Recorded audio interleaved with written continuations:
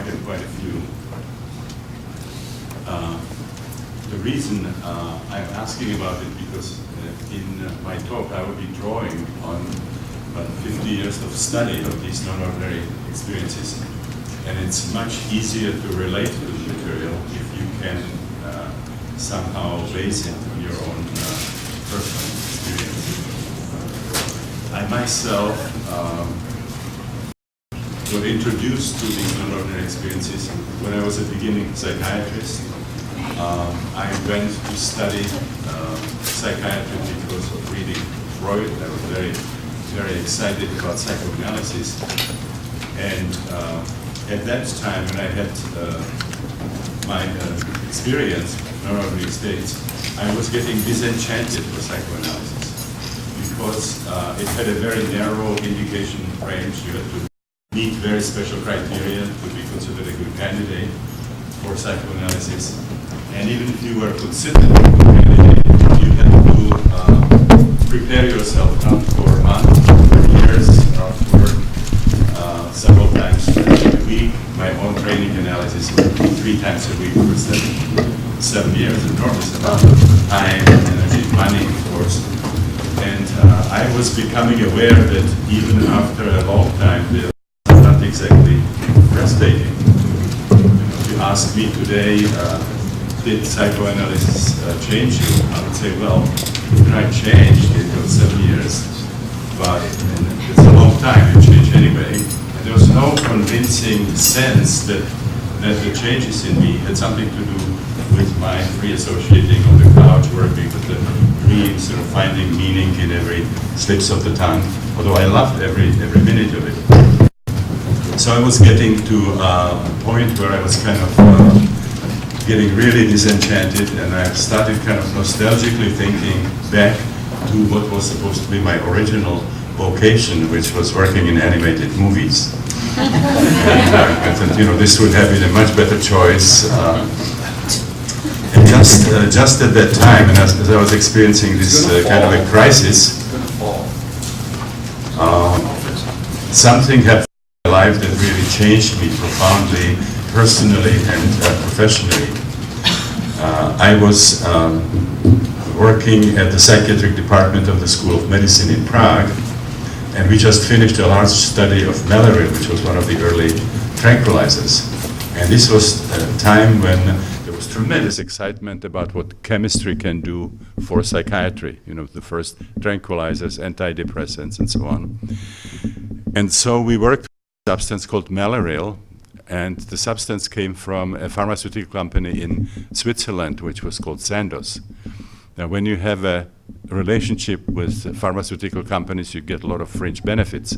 They pay your trip to conferences, they send you free literature, and they might also send you some free samples of substances that they develop. Do we need the lights off at this point? Okay. It would be nice for me to see you, rather than talking into darkness. So as part of this exchange with Sandoz, we got a large box full of ampules, and a letter came with it. And the letter said, this is a very interesting investigational new substance. The powerful psychoactive effects were discovered by Dr. Albert Hofmann in the laboratories of Sandoz when he actually incidentally intoxicated himself by this substance. And it gave the story of LSD. LSD was developed in the context of the study of ergot alkaloids. Ergot is a rye fungus. It's a parasite. And there are 2 major indications for ergot. One is stopping migraine headache, and the second one is stopping gynecological bleeding. So this LSD was a kind of a baby that fell a little far from the tree. So Dr. Hofmann synthesized 1938 the first sample of LSD. They ran it through the routine animal experiments, and they concluded that this was not a particularly interesting substance, and they discouraged experimentation. But Dr. Hoffman somehow couldn't accept it, and now he says, for years he was thinking that there was this one particular substance that he felt they have overlooked something. And today he says, I didn't discover LSD. LSD called me, because he felt there was, the drug was kind of entering his thoughts and say, check it better. There's something there. And so he decided 1943 to synthesize another sample and do more detailed research. And as he was doing the synthesis, suddenly there were powerful emotions. He started seeing colors, visions, things were distorted in the room and so on. And it lasted for a couple hours. And his first idea was, I'm going crazy. And then when he came down and got it together again, he felt there had to be some better explanation. Maybe I got intoxicated by the substance that I was working with, but he couldn't imagine how this could have happened. He's a very proper, meticulous Swiss professor. You work with rubber gloves. You don't lick your fingers when you work with new substances. So he thinks that if there was some kind of an explanation for that, that at one point his eye was, and he sort of touched just very gently his eye, of course not knowing that this was a very powerful, most powerful psychoactive substance ever discovered. And there was enough probably of that substance to be absorbed through the conjunctival sac. So several days later he decided to check this hypothesis, and he took what he said as a conservative person thought was a very minuscule dosage, which was 250 micrograms. I don't know how many of you can relate to that, but later when we were working with LSD, this was considered to be a high dose, something that required preparation of people for 10 hours, and usually male-female team staying with the person the whole day, and then keeping them in the institute, seeing them in the morning, before you send them home. Now he took this very casually. He had his work prepared for the day, and he thought every half an hour he would close his eyes and see if anything was happening. And of course, within an hour, the conditions came again, but much, much more powerful. He couldn't work. He asked his assistant to take him home. And this was wartime, and there was some restriction on the use of cars, so a lot of people were using bicycles. So there is this great account of Dr. Hoffman's, bicycle ride through the streets of Basel, under the influence of 250 micrograms of LSD. And today, many of his fans every year, celebrate the anniversary by a bicycle ride. Many of them in the same state of mind that he was.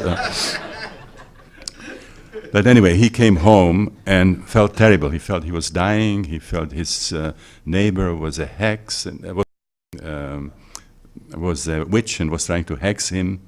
So he asked the assistant to call a doctor.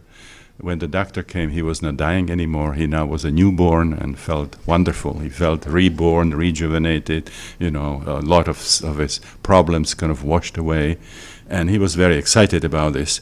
So he wrote a report to his boss, Dr. Stoll, and Dr. Stoll just happened to have a son who was a psychiatrist in Zurich, and so they asked him if he would like to conduct a pilot study with this new substance, and he did it, and published in the late 1940s a study of LSD in a group of quote-unquote normal people and a group of psychiatric patients. And this paper became overnight a scientific sensation. Now, this was not a sensation because of the psychedelic effects, because there was one psychedelic that was already known in a pure form, mescaline, that had been isolated from peyote, from the Mexican cactus that the Indians use as a sacrament.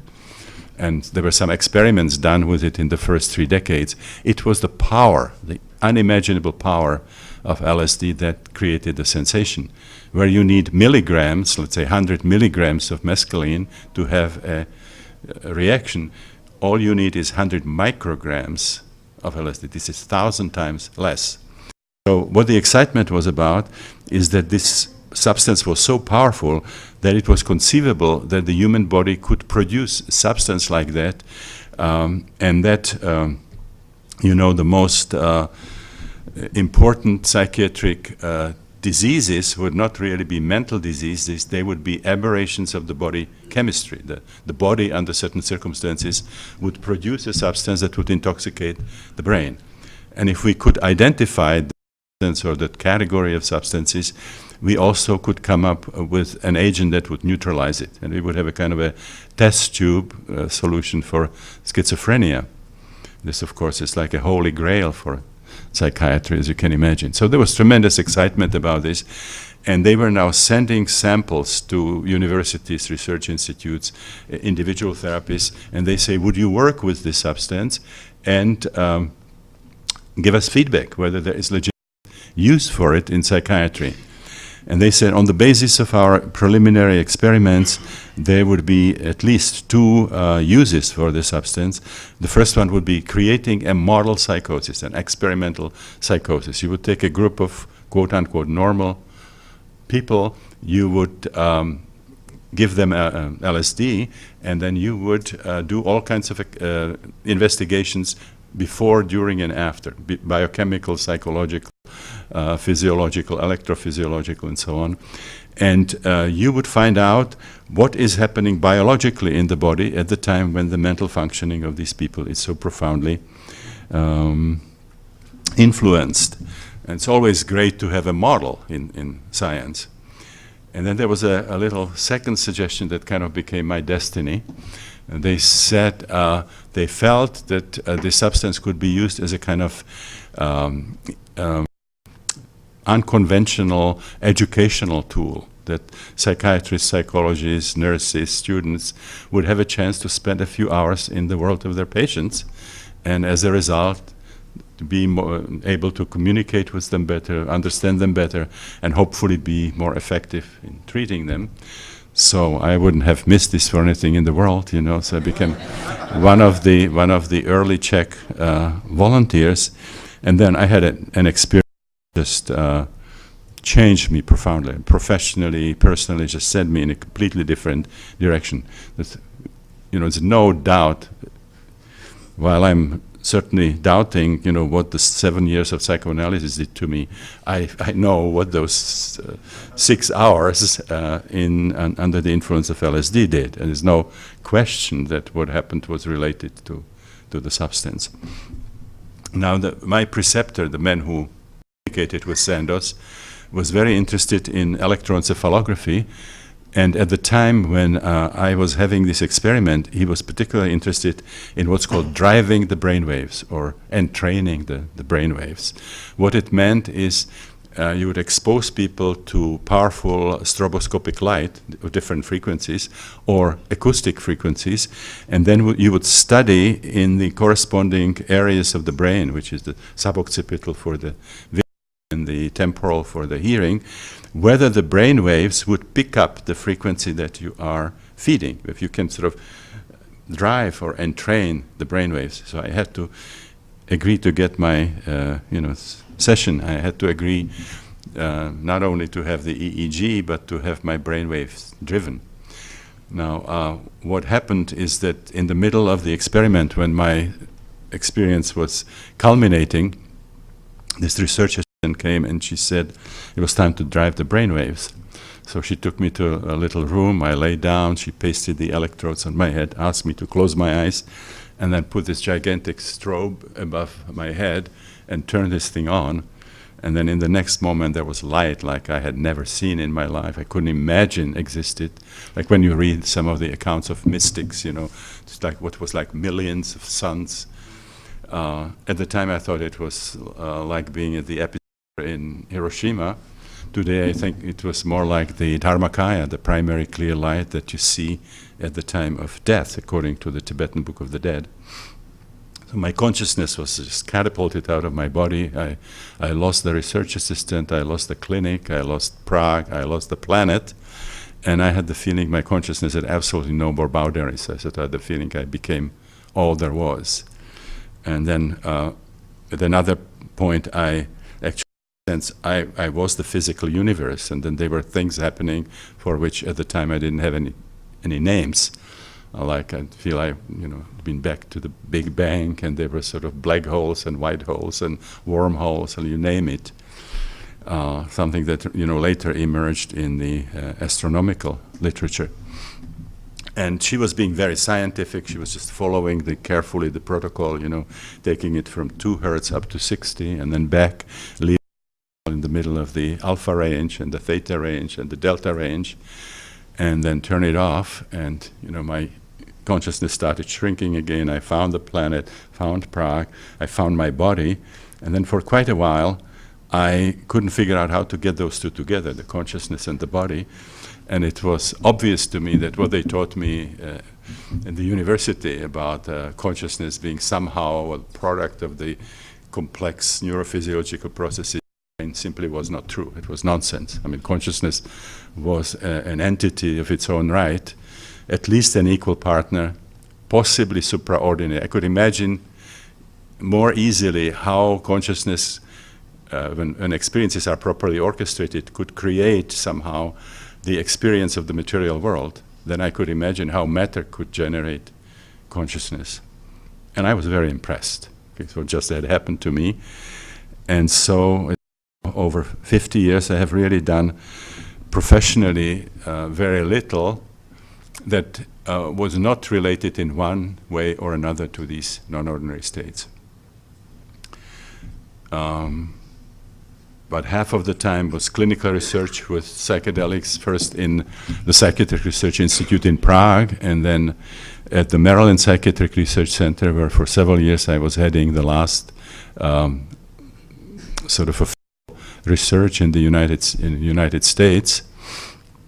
Then in the second half, my wife Christina and I developed the holotropic breathwork that you heard about. And we did it first in the form of workshops in different parts of the world, and particularly at Esalen and the Esalen Institute where we lived. And then we started a training facilitators, which now has been going since 1987. By the way, if you're interested in any of this, again, there is a website which is holotropic.com, very easy, and there are some flyers in the back that you can read about it.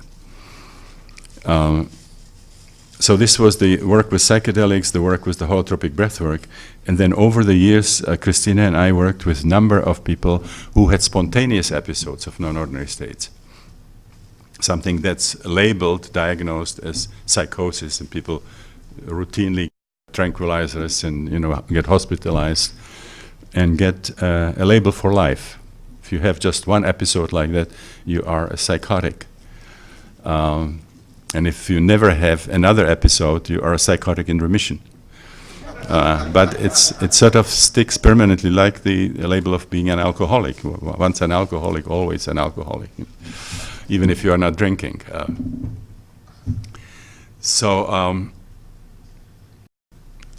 With the work with the breath work and with psychedelics, somehow suggested very strongly that maybe what's happening to these people, although they have these experiences spontaneously rather than as a result of breathing or LSD, are not really sick in the sense that there's some kind of unknown pathological process that's afflicting their brain, but that somehow their very profound conscious opened up, and that they're being flooded by the contents of the deep unconscious, which are there in everybody's psyche. That these are not sort of some kind of artifacts created by the substance, but that the psychedelics are really like catalyzing agents. So that when you take LSD, you don't have an LSD experience, you have an experience of yourself. Only it's coming from that ordinarily are not available. And so the problem in this category of so-called psychosis became not how are these weird experiences generated by the brain, but how come that some people have to breathe for half an hour or have to take LSD to have these experiences, whereas for other people these experiences emerge in the middle of everyday life. So we became very convinced that is a significant subgroup of these kinds of conditions, of these non-ordinary states that are diagnosed as psychosis, which are actually crises of spiritual opening. And if properly understood and supported, they can be healing, they can be transformative, they can be evolutionary. So we coined this term spiritual emergency, which is a kind of a play on words. You know, emergere in Latin means to emerge, but then also there's another meaning to it. Suddenly emerges and becomes a crisis, like emergency room. So this is a play on words because it means crisis, but also a kind of opportunity to rise to another level of consciousness. So those were the three areas. We also had a sensory deprivation tank. First, one that John Lilly built at the Maryland Psychiatric Research Center, and then we had our own private in a garage in Big Sur, where people from our workshops could experiment with it. So we got a lot of information about that. And then I became also interested in a lot of situations where the common denominator always was they involved these non-ordinary states. So, you know, working with shamans of different cultures and connection with anthropologists, exchanging information, what happened to them when they were doing field work in other cultures, working with people in near-death situations. We had a program, psychedelic therapy with terminal cancer patients, preparing them for death. And we found out that you can take away the fear of death and change the experience of dying. And it also happened to have very, very interesting effect on pain, even pain that was not responding to narcotics. So we had that, and I was very interested in contact with thanatologists, people who study near-death experiences. Then I spent a lot of time with psychics and with parapsychologists and people who had UFO abduction experiences, and ufologists like my friend John Mack, who some of you might know. And then connection with people from different spiritual traditions, Tibetan masters, yogis, the Benedictine order, the Christian order, Zen people, and so on. Always sort of learning whatever we could about these non-ordinary states of consciousness. Okay, before I continue, let me just do some kind of semantic clarification. Okay, I'm talking about non-ordinary states of consciousness. Current psychiatry prefers another term, which is altered states of consciousness, which those of us who have done some consciousness research really dislike. I always have to think about veterinary medicine. You had your dog.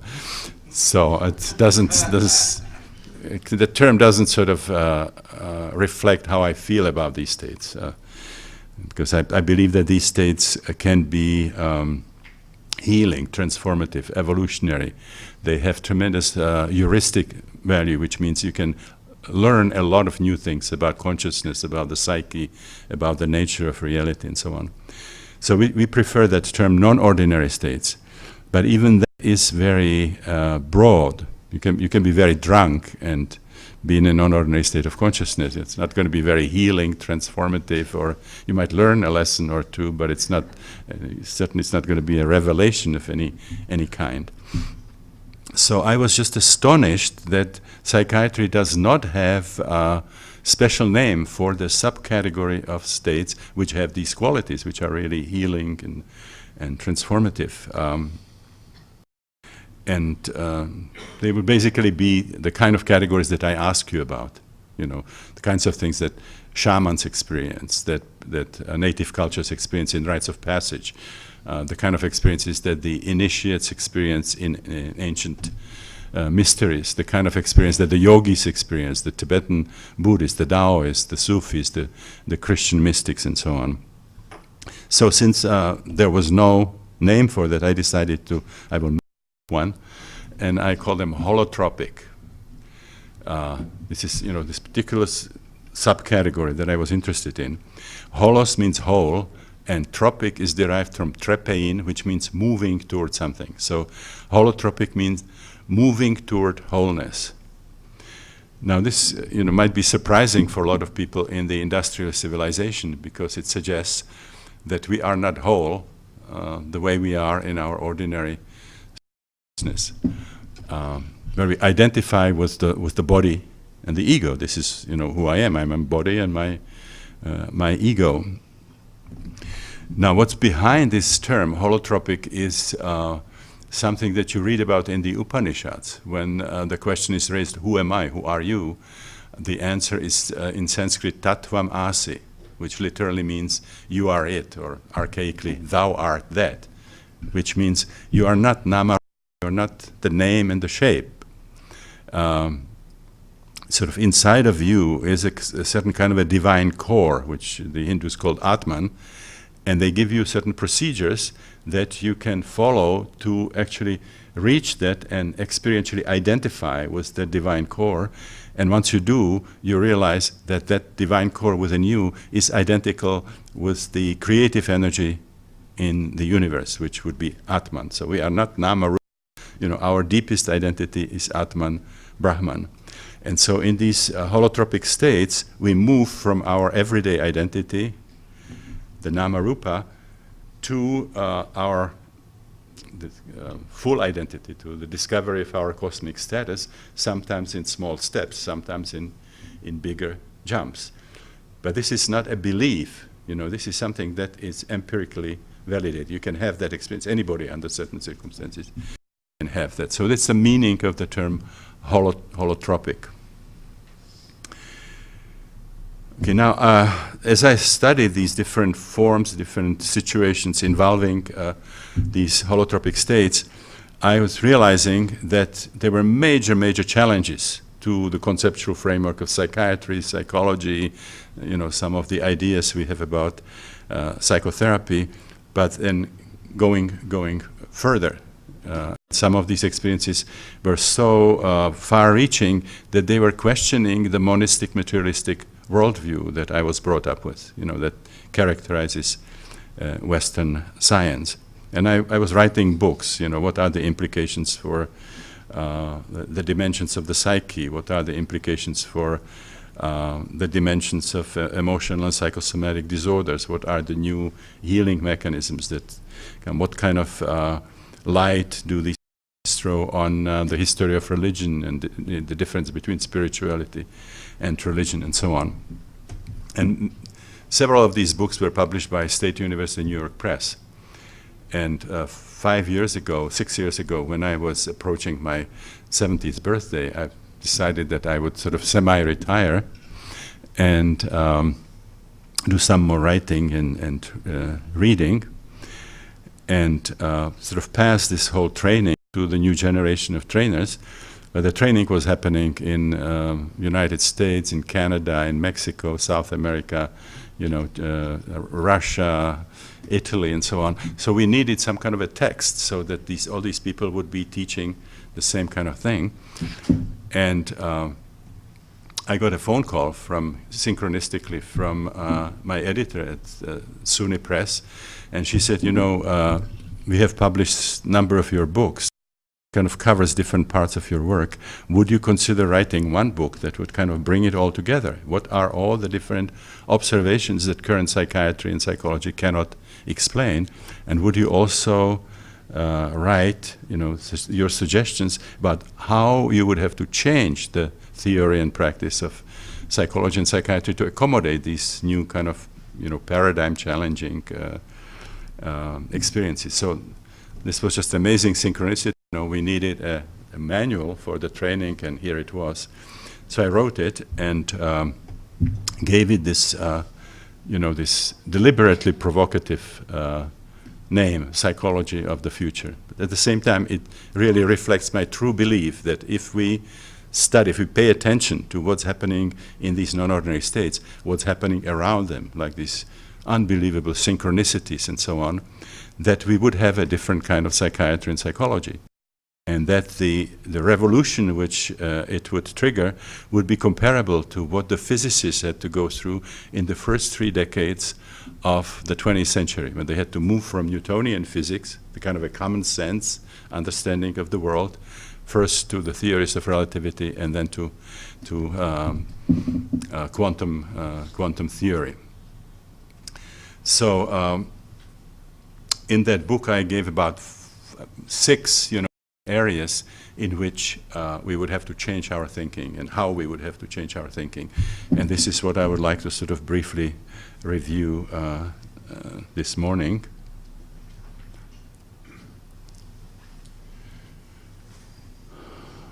Okay, we have been through this. This is just sort of illustrates some of the things that I already talked about. This is Dr. Albert Hofmann at the time when he actually discovered LSD. And this is my visit with him maybe 8 years ago in his home on the French-Swiss border. He has a beautiful, beautiful home there. And this is in the middle is his wife, Anita. And Christina was there with us, so this is the four of us. Those of you who don't know Christina.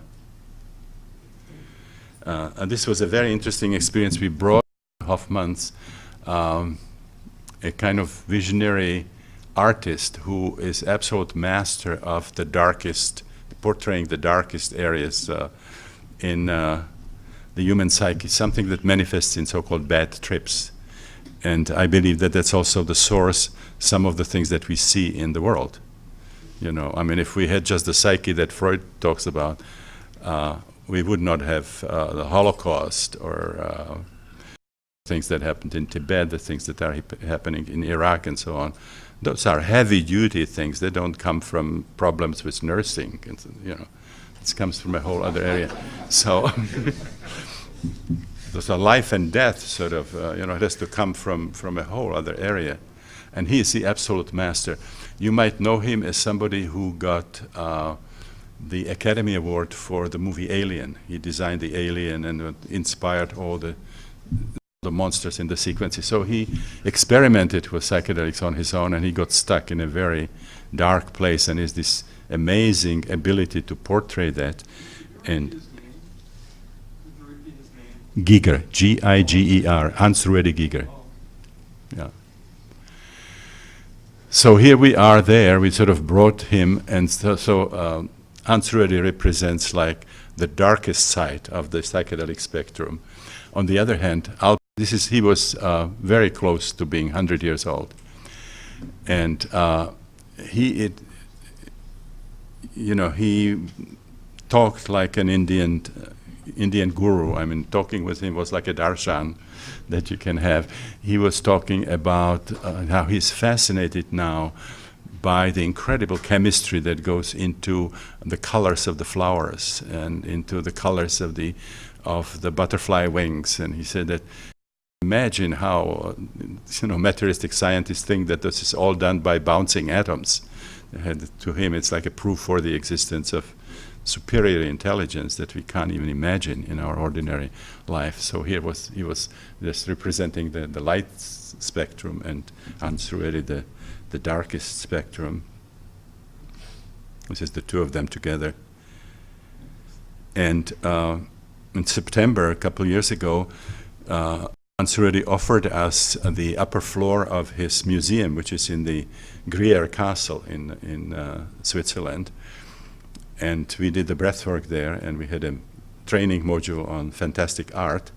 And Albert Hofmann came for a visit. So this is Hans-Ruedi giving now a tour to Hofmann. They can see, where LSD can take you under certain circumstances.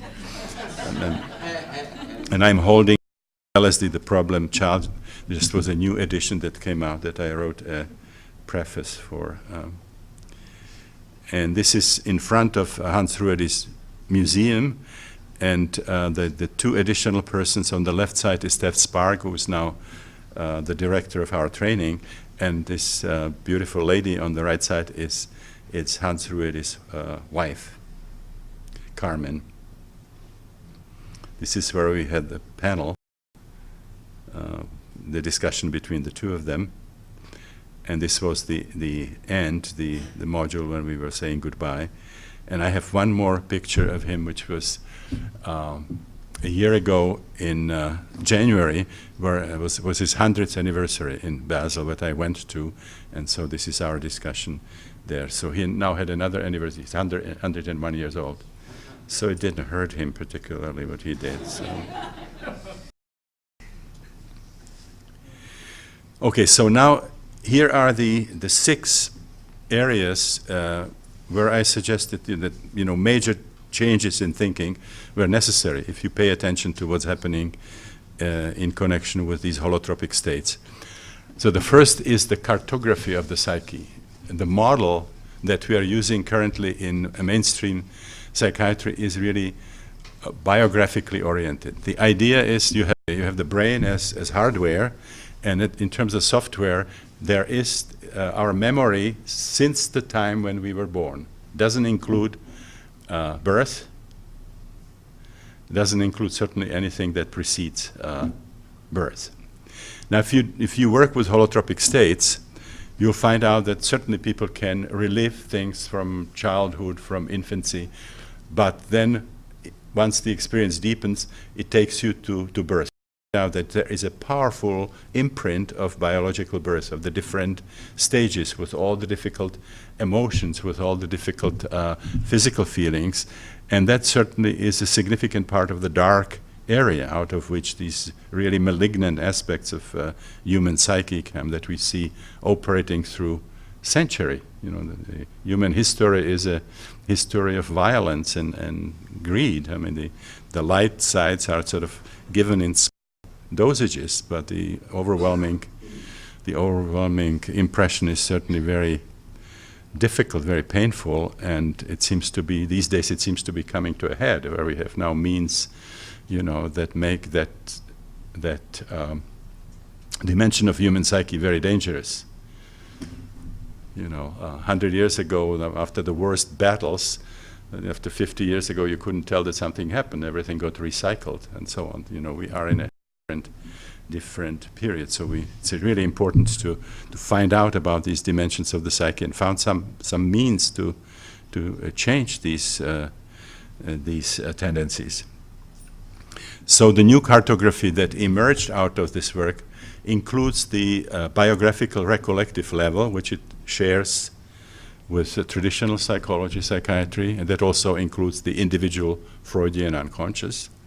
But then you have to add really, really vast areas to this map. The one of them can be called perinatal. Peri means around.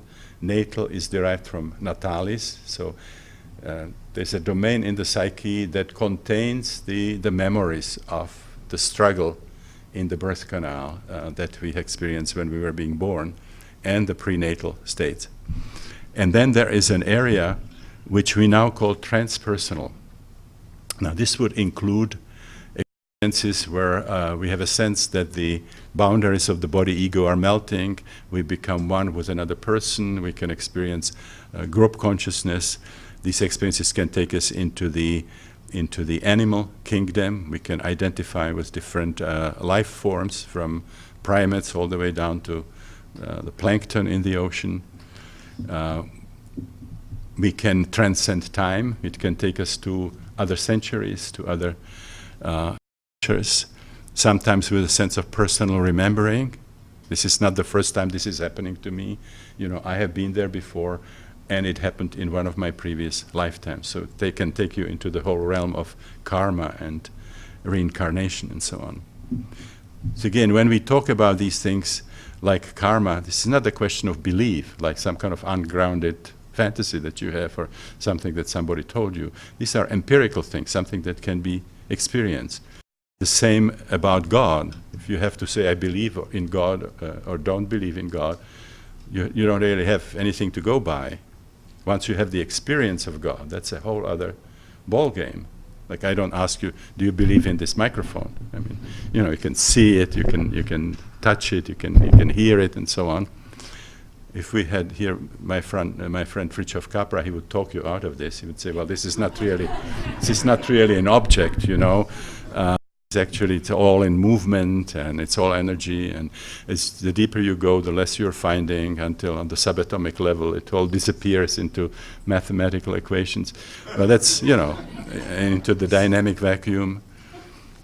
That's true, but there's also another level on which a microphone is a microphone. And so there's also a level where God is God, and past life experiences are past life experiences. This is not whether I believe that I lived before or not. Very, very powerful experiences that have a lot of connections to present lifetime. Then there is also another dimension of the transpersonal realm, which is the archetypal collective unconscious, where it can take us into encounters with divine and demonic beings. It can take us to visits of some archetypal mythological realms and so on. We can have the experience of oneness with the divine. We can experience the supracosmic, metacosmic void, all those things that you read about in the mystics of all ages, and the yogis and the Buddhists and so on. Those are all sort of experiential categories. So the psyche, on the basis of these observations from holotropic states, the psyche of each of us is commensurate with all there is, in the sense that under certain circumstances we can experience ourselves as identified with any aspect of existence. Anything that you can experience or people could experience as an external object or event in the inner exploration can be experienced as an intrapsychic event. For example, when you go deep inside of you, that at a certain point something happens that some clients talked about as the Möbius flip.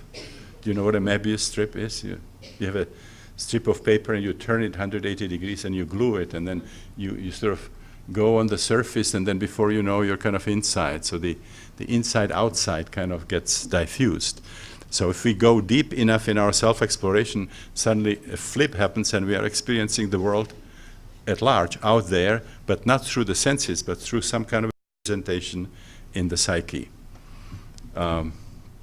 The esoteric systems talk about it as the relationship between the microcosm and the macrocosm. The macrocosm is contained in the microcosm, as above, so below, as within, so without. And today we have actually a modern model for it, which is holography. How the whole can be contained in every part. When you cut up the hologram into 100 pieces, and you can still get the whole picture out of every part. So we have this enormous cartography of the psyche that's very much like what you find in the Eastern spiritual philosophies. Then we have the second element there, which is the architecture of emotional and psychosomatic disorders. So in current psychiatry, you have the idea if a problem is not organic, if it's not biological, if it's what we call functional or psychogenic, it started after you were born. It started in your infancy or in childhood, and usually the more serious the problem is, the earlier it started in your life. So like early disturbance of the relationship with the mother has tremendous consequences for life and so on. Now, if you work with holotropic states on emotional and psychosomatic problems, you'll find out that initially, on a certain level, you always find connection to something that happened in your postnatal life. There will be meaningful connection to your childhood, to your infancy, but it doesn't stop there. So the Freudian concept is not wrong, it's just very superficial. And if you now are in a non-organic, you go deeper, suddenly the same problem has also connection to a certain aspect of birth. And then beyond that, would have some roots in the transpersonal, let's say to past life experiences, to archetypes, to some phylogenetic experiences, and so on. So somebody working on psychogenic asthma, for example, could first encounter the experience of near drowning where he or she was 7. This process goes deeper, and then it's more behind the choking. There are memories of the older brother who was strangling that person repeatedly. And then you clear that and you go further and you find unfinished business with whooping cough when you were 2 years old. And then there is a major contribution to the choking in asthma that comes from birth. And then beyond that, you can find past life experience where you identify hanged person or a strangled person in a completely different context, historical, cultural context, and so on. And to really clear that effectively, you have to allow yourself to go through all those experiences. I'll give you another example. We had somebody in workshop at Esalen, a 5-day workshop, who came from Australia. He was a minister, working in alcoholism and drug addiction. And in the group where we sort of talked in a circle, he said that he had this terrible chronic pain in his shoulder, and they never could find anything on the X-ray. Call it psychosomatic, and they did all kinds of therapy, procaine injections, and so on. And it just all was just temporary, and then the pain just always comes back. So we started breathwork, and we were maybe 10 minutes into the session, and he started screaming. He said, "Oh, the music is killing me, I can't take it." And he got up and was about to leave. And we sort of caught him and convinced him to go back. We said, "The music is not going to kill you. It's obviously bringing up something that's very, very painful." And so he decided to go with it, and it was like 3.5 hours of really powerful process with screaming, shaking, choking, coughing, and so on. And then suddenly it quieted down, and he was just totally relaxed and blissed out, and the pain was gone. And then in the sharing group, he said there were several layers of experiences. First, he hit a memory when he was about 7 years old, when on the beach in Australia they were playing and they made a tunnel. And he kind of, as a kid, crawled in, and the kids were jumping, and the whole thing collapsed. And the panicked and called the adults, and when they dug him out, he was almost dead. He was blue. And then there was a deeper layer, which was he had difficult birth, where his shoulder got stuck behind the pubic bone of the mother. So he worked on that for a while. And then the experience changed, and he was suddenly riding a horse in a battle that he identified as one of the battles in Cromwell's England. And in that context, he got a lance to his shoulder, fell off the horse, and the horses ran over him and trampled him. And so he had the experience now of his consciousness separating from the body, and then it was watching the body lying there and dying on the battlefield, and then the body died, and that part of consciousness just left Cromwell's England and connected with the present situation, and he was free of pain. We find these kinds of multi-level layered constellations of memories, which I call coexistence, systems of condensed experience. So that's about the architecture. Now, this sounds like very bad news. We thought all we have to do is to clear a few memories from infancy and childhood, and suddenly the playground is much bigger. Now, the good news is that this perinatal level and the transpersonal level brings very powerful new therapeutic mechanisms that current psychiatry is not aware of, does not recognize. So like reliving birth and expressing the emotions and the physical energies can alleviate a number of different kinds of conditions, claustrophobia, phobias of some other kind, violent impulses, asthma, migraine headache, all things sort of have significant connection to unfinished business with birth. And then there's a powerful healing potential in past life experiences, allowing a powerful archetype surface, including a demonic archetype when the session looks almost like exorcism. Those are new, very powerful mechanisms. And probably the most powerful of them is the experience of cosmic unity, of oneness with other people, with nature, the universe, with God. Ironically, this in current psychiatry would be seen as a psychotic experience. We would put people on tranquilizers. Now, if you value this kind of experience and you encourage people, you support them, and lead the experience to a successful integration, you'll find out that it's much more powerful therapeutic experience than anything we can offer in psychiatry in terms of the psychopharmacology psychological armamentarium and so on. Okay, so those are the therapeutic mechanisms. Now comes the next one, strategy of psychotherapy and self-exploration. It's very, very important. Now, how many of you are therapists or related to therapy in some way? Quite a few. So you know we have this bizarre situation in psychotherapy, which is the number of schools that just have fundamental disagreement with each other about what are the major motivating forces in the psyche, why do symptoms develop, what do symptoms mean, and each school will give you a different therapy that you use to work with your clients, and there's no similarity in some of them. I mean, if you take a phobia to a behaviorist, and then you take it to a Freudian analyst, I mean, there's no similarity to what the kind of explanations you get and what you would be asked to do to resolve that problem. But the same is true about various schools that originally derived themselves from Freudian analysis. You have now, Reichian, Rankian, Sullivanian, Jungian, you name it. So it's a very, very peculiar kind of situation. We don't have any statistical studies that would show that one school is clearly superior to another. Now there's tremendous emphasis on interpretation in some of those schools.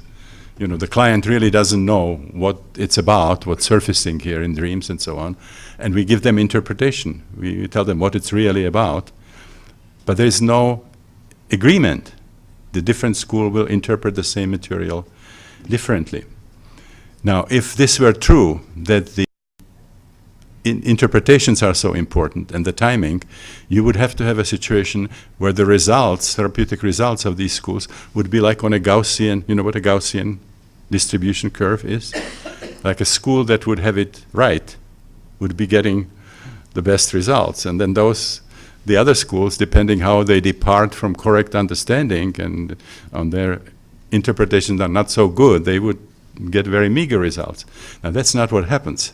If you look at it, the differences are within schools, that there are better therapists and worse therapists in each school. But there's not a significant, overwhelming statistic difference between, Freudian analysis or Reichian or Adlerian and so on.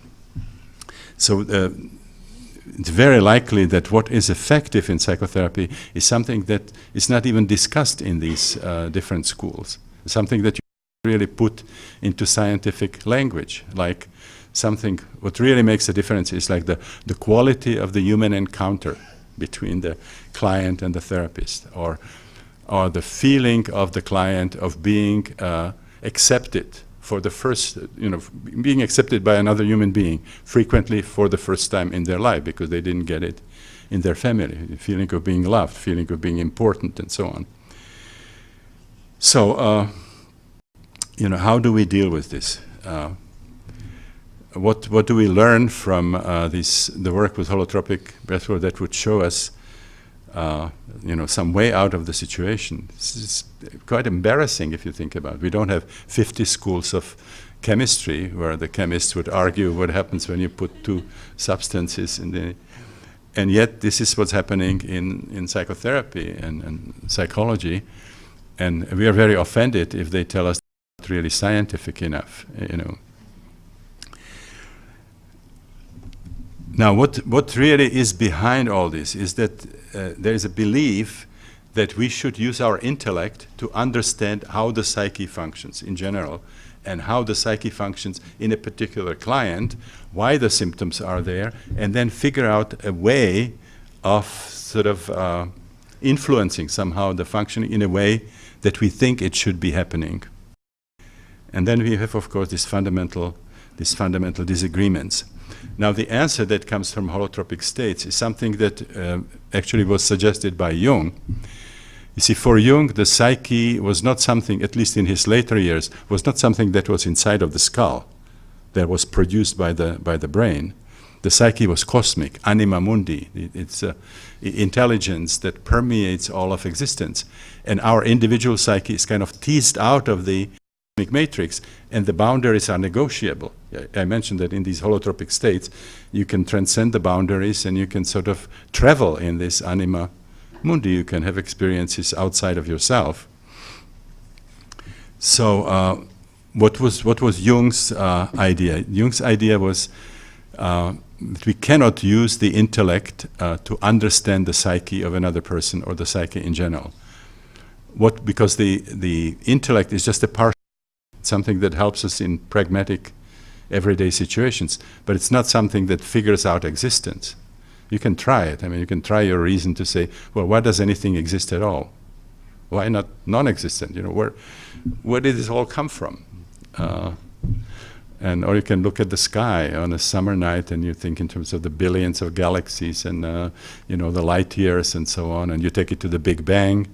You know what science tells you 15 billion years ago, dimensionless point, the singularity, and out of it sort of came out time and space and all the material that now creates, you know, billions of galaxies. This is not a very sober kind of a rational explanation to some of the fundamental problems of existence. This would make a mystic out of anybody. So what Jung's idea was what we can do. We can sort of create this supportive environment. Jung was very interested in alchemy. So you can spend about 20 years in alchemy. So you can think about it as kind of the hermetic vessel where the transformation happens. And then within that context, we can give some tool to the client where the conscious ego can communicate with a higher aspect of the client, himself or herself, which would be called self. In English, it would be with capital S. And there's a communication which happens through symbolic means. And the guidance is coming from the self. It's coming from the higher aspect of the client. The guidance is not coming from the therapist. Because there's no way you can sort of figure it all out with your intellect, what is happening there and how you should influence it. So for Jung, the therapist becomes co-adventurer. You sort of give this tool, and now that sort of symbolic process unfolds, and the guidance is coming from the self. He calls it the individuation process. I mean, the self has a certain plan for us. It would guide us if we let it. For Jung, first of all, Jung had spontaneous experience yourself. He didn't any faster breathing or LSD. I mean, he had his hands full with what was happening already in his life. Great example how you can use spiritual emergency to create a psychology and so on. But then he was also using what's called active imagination, where instead of say, let me tell me about your dream and we'll analyze it, it's lie down and tune into that dream and let it continue, so that we can sort of see how things are coming out, how they are unfolding and so on. So then the process then becomes spontaneous, and it's the inner healing intelligence which is guiding the process, not some kind of brilliant understanding and properly timed interpretations and so on. Now this works also with the work with non-ordinary states. This is what we do. Let's say in the breathwork, we create a supportive environment. We have trained facilitators there and so on, guarding environment and so on. People lie down, and then we use the breathing and the music to initiate that holotropic state. It happens, we support whatever's happening. So one person needs to complete something with the death of their father, somebody else is working on sexual abuse, somebody else is reliving birth, somebody else is having past life experience or oneness with God or experience of Shiva's heaven, whatever.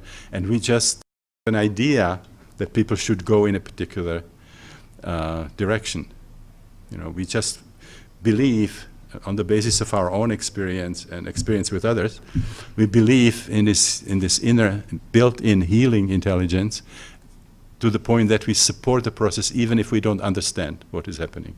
We believe that there is a higher wisdom that is guiding the process. Let me give you a memory from my own psychoanalysis, which it always sort of emerges in my mind.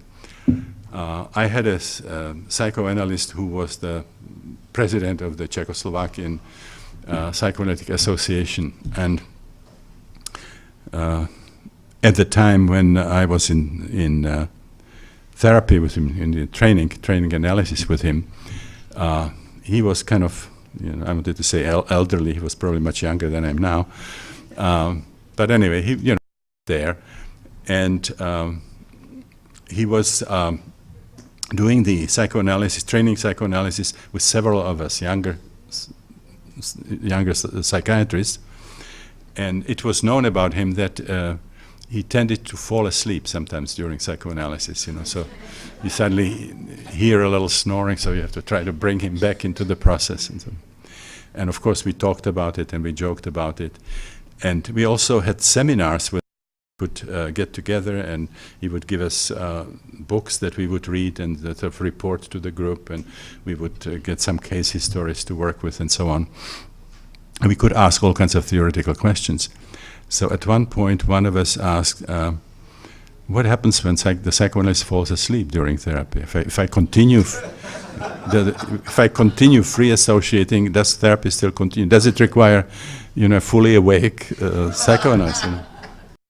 Is the process interrupted? Should I get refunded? Because money is very, very important. So he didn't say this kind of thing wouldn't happen in psychoanalysis. We knew, so he had to deal with it.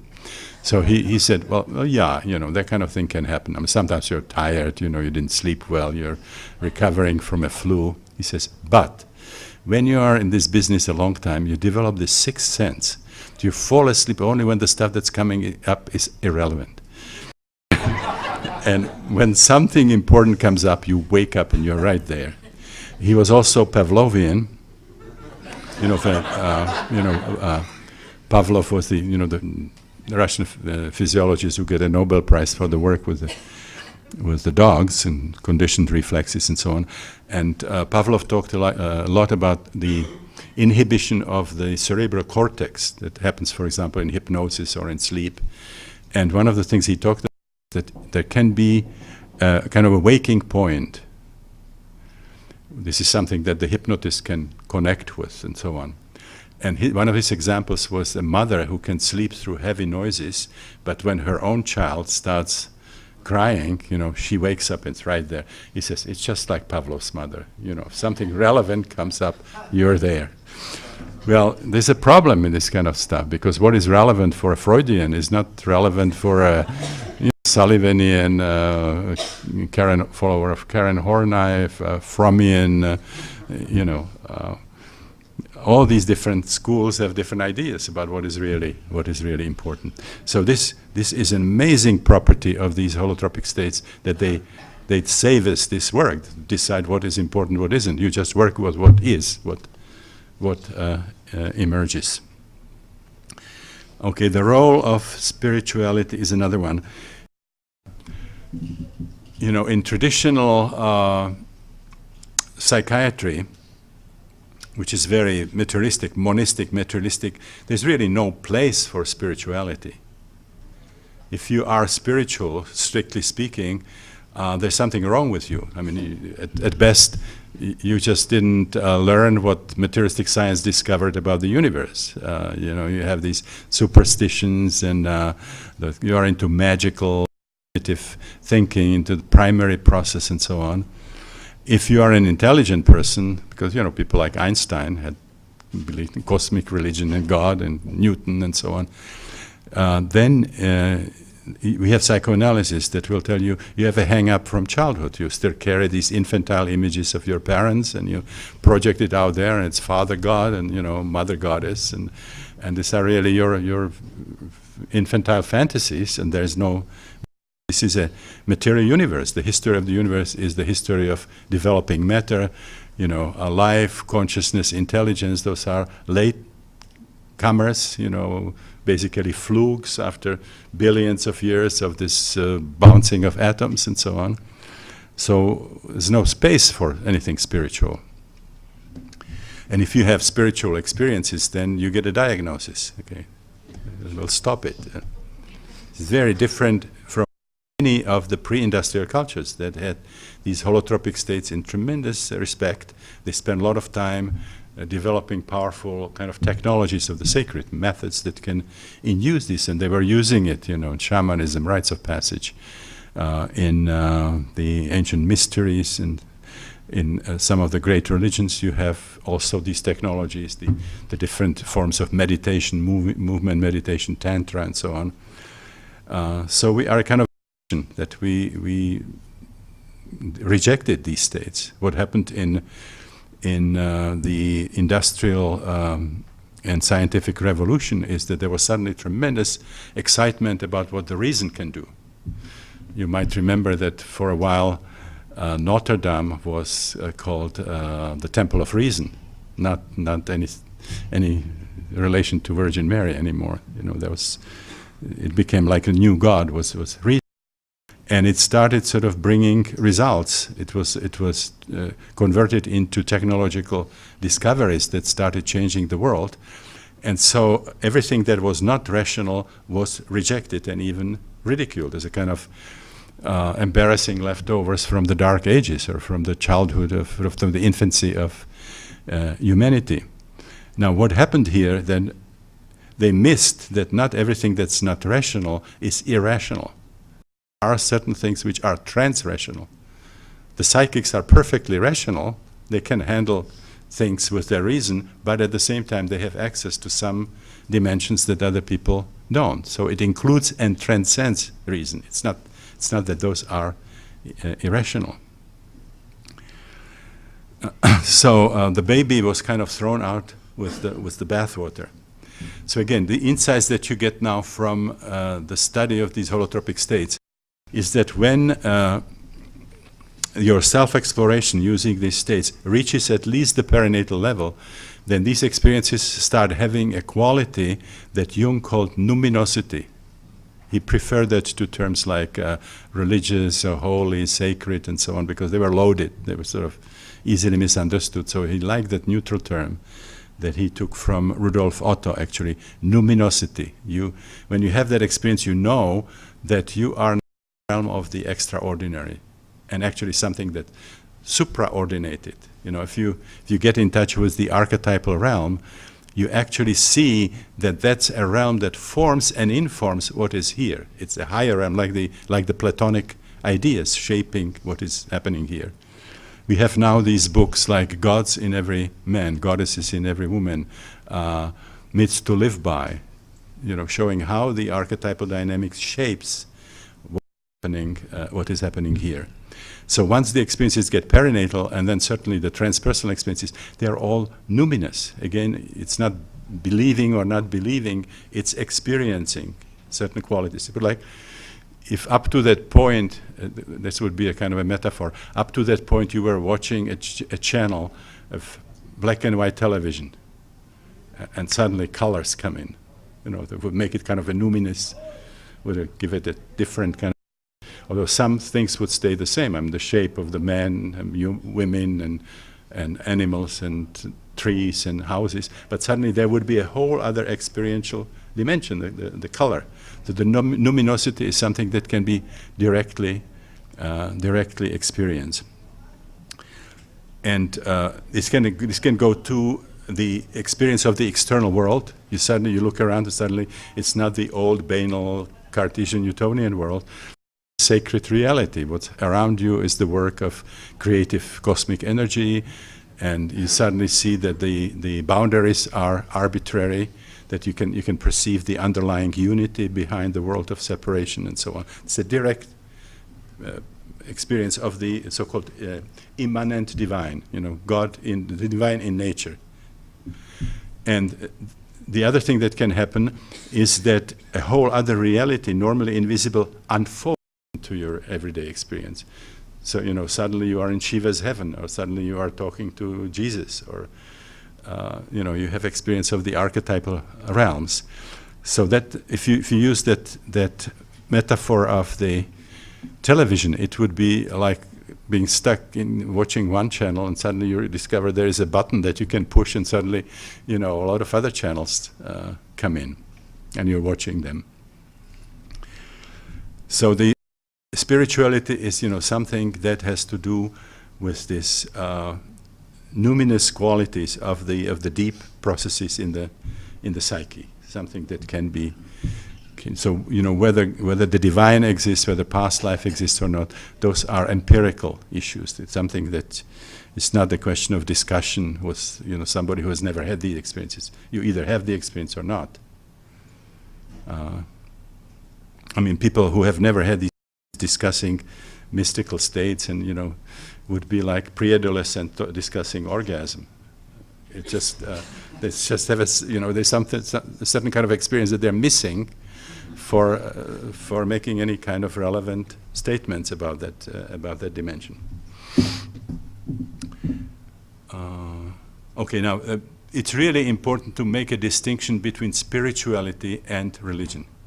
I am not endorsing religionized religion. Now, what seems to happen is that at the beginning of all major religions are these transpersonal experiences. If you read the Old Testament, New Testament, these people had experiences. Moses and the burning bush, and Jesus, the temptation in the desert, and Saint John, the vision of the apocalypse, and so on. Those Saul, the blinding vision of Jesus on the way to. Those are all powerful holotropic type of experiences. The Buddha, meditating under the bo tree and having the visitation of Kamamara, attack of his army, and then experiencing the enlightenment and so on, and then having experience of his past lives and getting, freed from karmic burdens and so on. So those are at the beginning of these religions. There would not be religions without these experiences. But then once the religion becomes organized, then very frequently some completely different considerations take over, which is the question of money, of possessions, of power, of control, and so on. And direct experiences are not even welcome. The mystics have always had pretty difficult time in organized religions, because what organized religion needs is the idea that God is out there, and your only way to get to God is through the church hierarchy, usually for some little bakshish. When I talk about spirituality, it's based on the personal experience. I'm talking about this realm of experiences that I just described. Now, this is what you find in mystics, the mystical branches of religions, and this is what you can find also in the monastic branches, where people really fast and they, are sleep deprived and they're in prayers, and then they have experiences. When you get to the religious hierarchy, there are frequently people who have no idea about what a spiritual experience looks like. They've never had it, and they vote about certain things. So there's a lot of secular considerations that have very, very little to do with spirituality.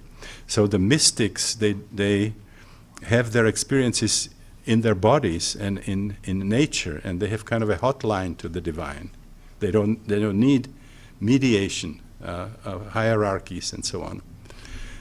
Whereas the organized religion usually is something, that's a group activity that happens in a particular place, in a temple, church, and so on.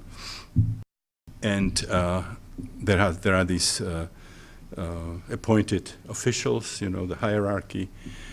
And then whether this is a viable religion or not depends on, whether they allow and support experiences. In today's church, in typical church, if somebody would have really full-blown mystical experience, your average minister would probably call the ambulance and think that this kind of thing doesn't belong to church. How many of you Brother, Sun, Sister Moon, when St. Francis had the experience, takes off his clothes and then gives away his father's carpets and so on. What happens in today's church is we go there and they tell us what experiences people had 2,000 years ago, but there's no there's no support for somebody having those experiences. There's no sense that there is validity to experiences that would happen now. Although you have, much of it is a powerful technology of the sacred. Like if you go to a Gothic cathedral and you have the stained glass windows and the organs and the singing and so on, it's certainly a place for a spiritual experience. And to me, it's irrelevant what the guy is talking about on the pulpit as compared to, what is really giving me spiritual experience. Or just the idea that it was possible in the 13th century to get something together, to me, is a work of some higher forces. It's unlikely that ordinary people can sort of get something like that, like that together. So you can be very spiritual without being religious, and you can be very religious without being spiritual. You have these televangelists, who every second word is asking you for your little check, and then they catch them prostitute in a motel somewhere. This kind of religious, but it's very, very hard to find any spirituality in it. One more thing that I should mention here is the whole idea of the intelligent design. I believe that there is intelligent design in the universe and in nature, but I also believe that there was evolution. That this I don't see any conflict between accepting everything that science found about evolution and at the same time accept that there was some kind of higher guiding intelligence behind. I don't think that the alternative is to accept that the world was created 6,000 years ago, because that's what the years of the lives in the Bible sum up to. It was actually believed still in Darwin's time. Somebody counted lengths of the lives in the Bible, which were once in a while was like 900 years and so on. It all came to 6,000 years, and so God created the universe sort of 6,000 years ago. So I think there's a powerful evidence for the existence of the spiritual dimension, higher intelligence permeating nature. But I think that we have to accept the dogmas of organized religions, which frequently are in serious conflict with this. But the conflict between spirituality and religion is really artificial. Ken Wilber said, if there seems to be conflict between science and religion, it's very likely is bogus religion and bogus science. That those two don't understand each other, and they very likely represent a kind of a false version of their own discipline. We have this the idea that the key to spirituality is what's happening in non-ordinary states. Okay. Huxley, after he had some experiences, he wrote this book, Heaven and Hell, where he said heaven and hell are very real, but they are states of consciousness that you can experience in these holotropic states.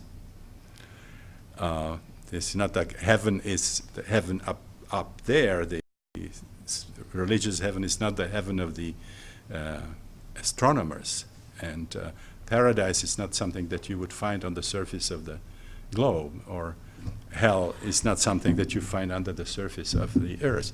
So science doesn't compete with those are two different territories. So just because we have a Hubble telescope and we sort of explored every bit of the vault of the sky and nobody saw angels in the telescope and God, doesn't mean that those entities don't exist.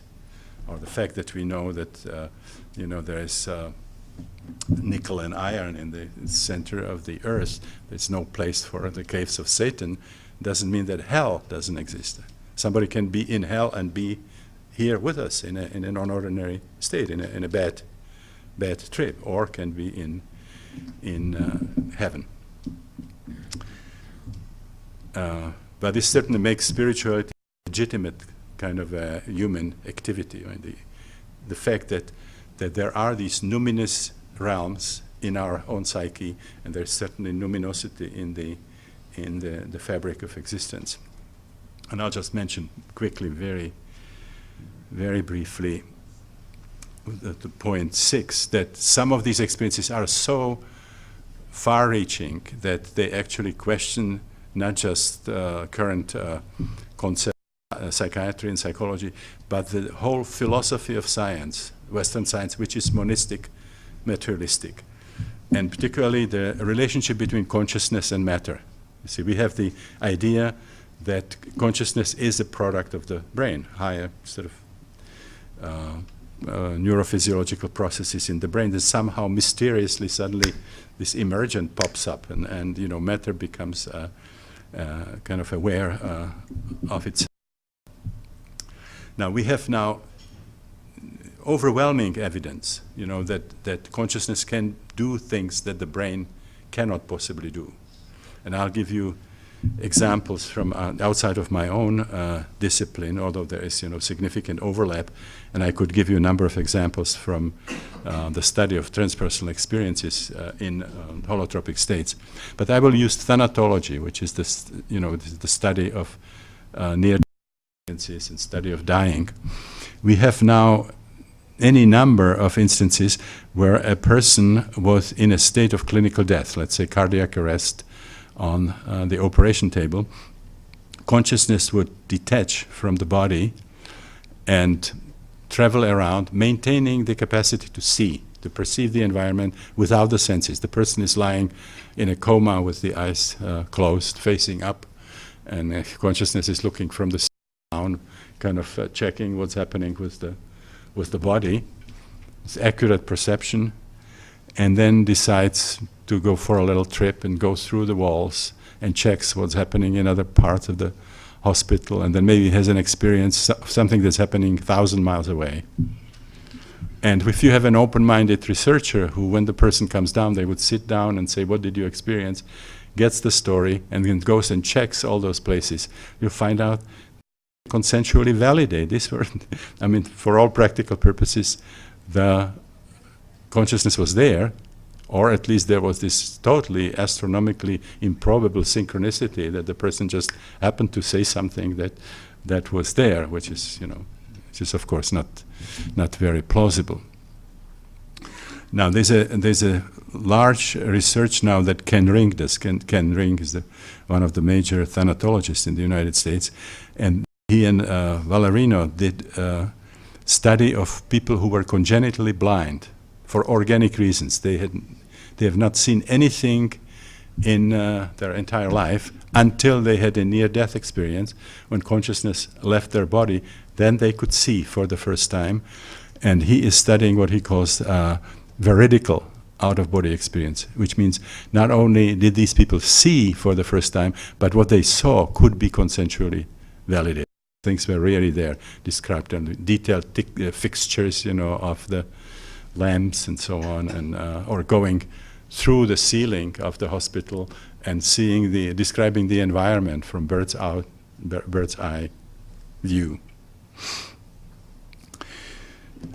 Okay, so these are the major. I mean, you know, there are more kind of details that would have to be changed, but these are the major changes, in my opinion, that would have to be. As you can see, we would have a whole other psychiatry, psychology, psychotherapy, and in a sense, it would be a completion of the revolution that already happened in physics. You know, when science became so powerful in the Industrial Revolution, it was primarily physics that had these successes, and so the thinking in physics, the Newtonian mechanics, became a prototype of scientific thinking. And because this is a material universe and the physics study matter, they became the experts. So everything that biology discovers or psychology had to be in what's the word? Correspondence with what the physicists discovered. Now what you see now is that in the 20th century, physicists completely left this kind of a Newtonian realm and transcended just about every single aspect of the Newtonian Cartesian framework, but the other disciplines that modeled themselves after the Cartesian Newtonian science, the biologists, the physicians, the psychologists, psychiatrists, they got stuck still in the 17th century thinking. And so, in a sense, what would happen in psychology would be just a very logical completion of that revolution. You know that Fritjof Capra, for example, started that trend of showing that these mystical experiences show increasing convergence with what the physicists are finding, the quantum relativistic physics and so on. So I think we are moving to a kind of a comprehensive new worldview of which transpersonal psychology will be a kind of, and quantum relativistic physics, you know, will be integral parts. Okay, I think I have used my time. I wanted to show you, we go to about 1:45. Let me quickly show you, so I'm not just a digital sort of left brain. I'll show you what that kind of a trip looks like. This is a very, very amazing artist who in the 70s, late 70s, had an experience of a high dose of LSD in Menlo Park, and made quite extraordinary drawings of her trip. If you are interested, this was published in the book Drawing It Out, Befriending the Unconscious, that you can get it. And there's also, she continued then, so there's more than what you will see. Now if you can just look at this and get a sense for the unfolding of the experiences, and then I will take one picture after another and say something about it.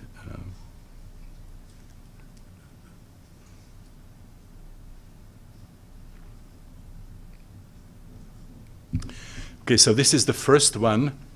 Here you can see in the upper part these geometrical patterns. This is how many people began their psychedelic experimentation, and also in our culture, you know, the means sort of wild colors and patterns and so on. But from our perspective, it's just a very superficial level of the experience. People talk about this being like stained glass windows in Gothic cathedrals, or arabesques from Muslim temples, or kaleidoscopic displays. Today, I think what we experience there are really fractals, the world of fractals. How many of you know what fractals are? Everybody? Yeah. Those are computer-generated images. Anybody who saw fractals, particularly in movement, would tell you this is very psychedelic. But then you can see she now is moving deeper, and she feels kind of oppressed, and there's anxious anticipation. And this is then when this Cartesian Newtonian world is falling apart, and she's trying to stop it. She's now scared. But of course, it's very late at this point. Once you have it in your system, there's not a good way of stopping it. Certainly not tranquilizers. That's not recommended. You just have to hold somebody's hand and take them through it.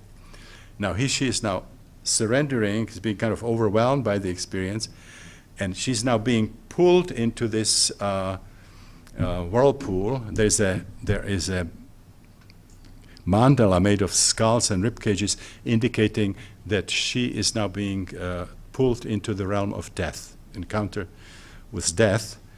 And if we had more time, you would see that this is typically related to the onset of the delivery. She started experiencing the beginning of delivery, when you have the water breaks and the whirlpool. You know, it's very much like if you pull the plug in the sink, sort of, and you're now pulled, and you get squeezed, you get trapped. And here she is now in the underworld. You can see the symbols of death. She has pains. You can see she's like impaled, like on a rack, and there is a spider that's a symbol of this.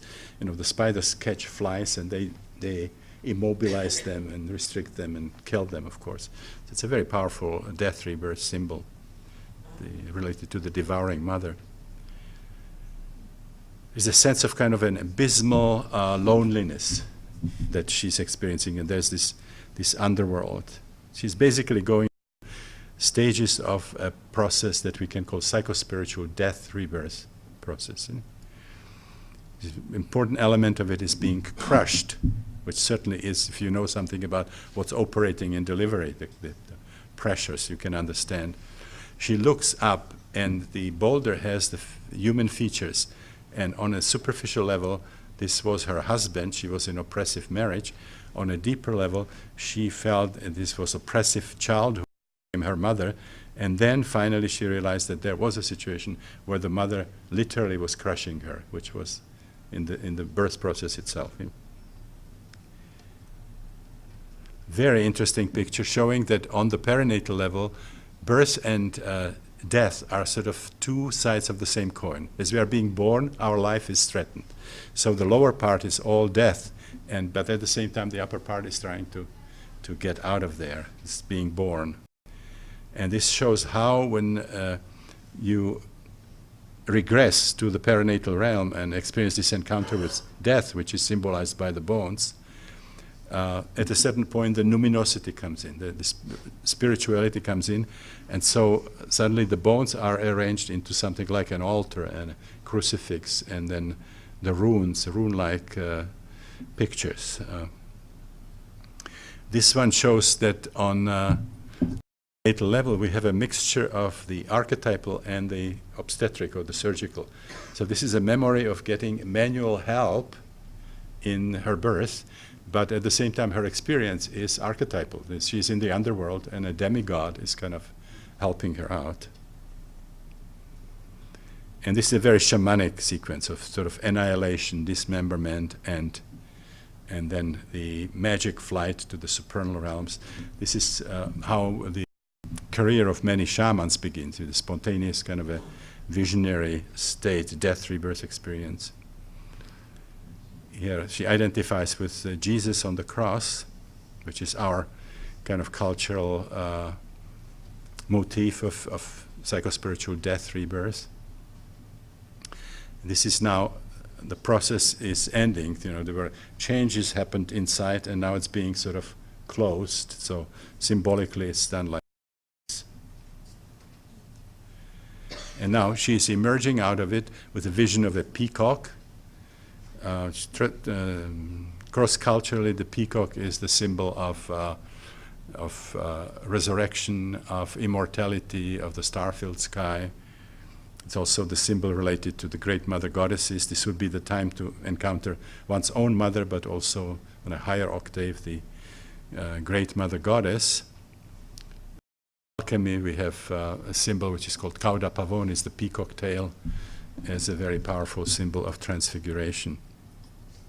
And here, after being born, now you can see she's now back in a kind of a prenatal kind of aquatic environment, identifying with various aquatic oceanic life forms.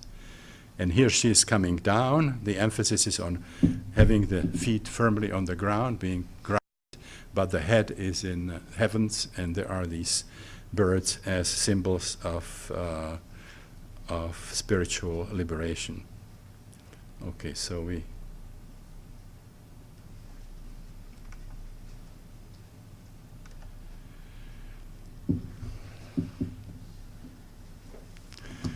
I think we have time for a few questions.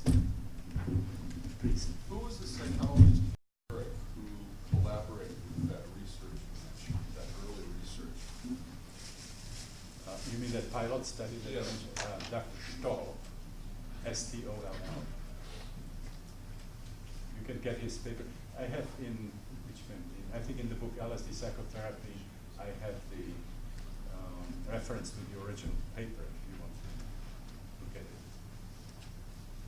Yes, please. Would you consider what we just witnessed, another going through the dark night of the soul, very close to what this woman experienced? Would I consider? Yeah. Have you ever heard that term before, the dark night of the soul? Dark Night of the Soul, of Yes, course, yeah. yes. The St. John of the Cross. Yes, yes. Sure, this, Did you think you know, it's the same? I should have the. Yeah. I just don't like to stick the heads on problems with very close heads. I can't stand such a very common thing in the mystic, you know, the dark night of the soul, or the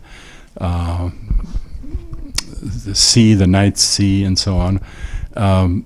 What was surprising for me to realize that this is related on the perinatal level to what I call the second matrix of birth, which is the uterus contracts, but the cervix is not open. So it's like you're stuck sort of in this, you know, in this dark sort of no exit kind of a place. it opens. And so there's that connection. With the stages of birth are related to, don't want to reduce them to biological birth, but there are correlated archetypal stages where, for example, certainly the first matrix being still in the womb before the onset of the delivery has something to do with heaven, with paradise and so on. The transition from the prenatal to the first stage where the uterus contracts but there's no way out would be like paradise lost, and then when it's fully developed it would be hell. It's suffering, physical, emotional, and no end to it. The fetus cannot imagine that it will get out of there. And then you have the third matrix, which is related to purgatory. Suffering, but not hopeless suffering, suffering that has some perspective. If you suffer enough, things will get. It's the archetype of paradise. And then the actual coming out is like the second birth. It's a salvation, samadhi type of experience, and so on. So there are certain parallels between archetypal sequences and the stages of biological birth.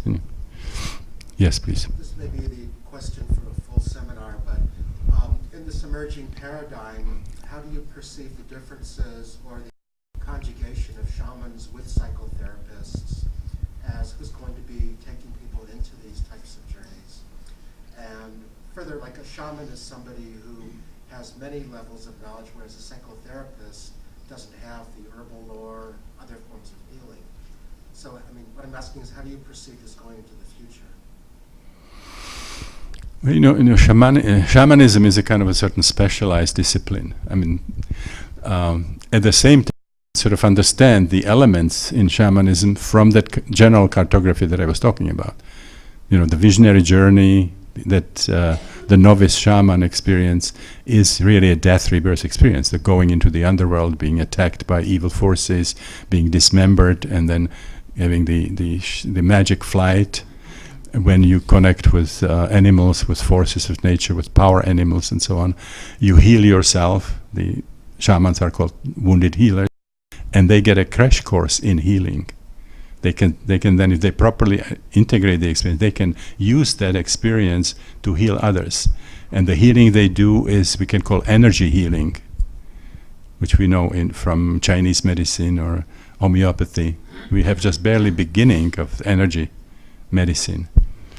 We have seen people in our training, for example, who do the breathwork, and their experiences repeatedly takes them to shaman motifs. And as a result of it, they actually go and apprentice with shamans, and then, let's say, they're psychologists, and they would bring shamanic elements into their own work. So you can do really good work with these holotropic states without bringing necessarily all the other shamanic attributes into it. But some people would make a compromise, actually do therapy and combine it with bring some shamanic elements into it. Would you see the two converging at some point? I don't know if converging. I would like to see actually a situation in the future where we all respect spiritual journey, whichever form it takes. So there are people where it takes the direction of alchemy, which is fine. For somebody it takes the direction of tantra. And it's actually, in most instances, if you do systematic inner work, it's your inner experiences would show you the inclination that you have. You might feel real connection with alchemy, but not that much with shamanism. I think it would be boring if shamans would be the only healers that we would have, or if Christianity would be the only religion that we would have. I think there's something built into the universe of things that there is unity underlying, but then there is tremendous interest in diversity. It's something fantastic that we have so many races and so many languages and so many forms of art and so on. And I see the same in the world of religion. I would like to have different religion. People are not getting stuck with worshipping archetypes. Joseph Campbell said a useful deity should be transparent for the transcendent. They point to the divine, but they are not to be worshipped. Otherwise, it's idolatry. You say, well, you have to worship this way, these particular figures, and if you don't worship these figures, you know, you are not with us, and we convert you or, you know, take you out. This is the problem with the mainstream religions that get stuck with tribes, that they unite certain group of people, but create a division in the world that sets that group automatically against another. We are Christians, you are pagans, you know, we are Muslims, you are infidels, we are Jews, you are goyim, you know. That's not a very helpful religion. Religion, the term religio is related to religare, which means to bring together something that was fragmented. It doesn't tell you divide the world into, you know, into Muslims and infidels. So we need more the mystical dimension. That's kind of spirituality which is all-encompassing, which is universal, which is all-inclusive, which you know, which comes from these direct experiences. I'm getting all kinds of signals. I have to end. Well, thank you very much. It was great.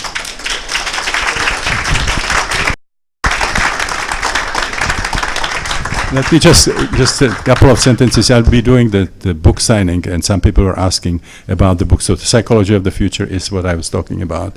There is a book called The Cosmic Game, which discusses some of the most far-out insights that people have. You know, is there God? What does God look like? How am I related to God? Did we live before? Why is evil in the world? And those kinds of things. And there is one which is called When the Impossible Happens, which is a book of personal stories that we had when things that happened to us with shamans, with psychics, with you know, Swami Muktananda, with Tibetans and so on, that should not be happening if the universe were the way described by Western science. So it's called When the Impossible Happens, and I think that's all that they have now in the bookstore. Thanks again.